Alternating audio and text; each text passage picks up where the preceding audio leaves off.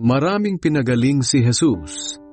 Umalis si Jesus sa sambahan ng mga Hudyo at pumunta sa bahay ni Simon. Mataas noon ang lagnat ng biyanang babae ni Simon, kaya nakiusap sila kay Jesus na pagalingin ito.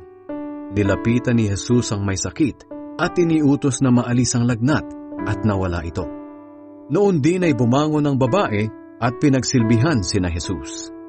Nang palubog na ang araw, dinala ng mga tao kay Jesus ang lahat ng may sakit. Sari-sari ang mga sakit nila. Ipinatong ni Jesus ang mga kamay niya sa bawat isa sa kanila at gumaling silang lahat. Pinalabas din niya ang masasamang espiritu mula sa maraming tao.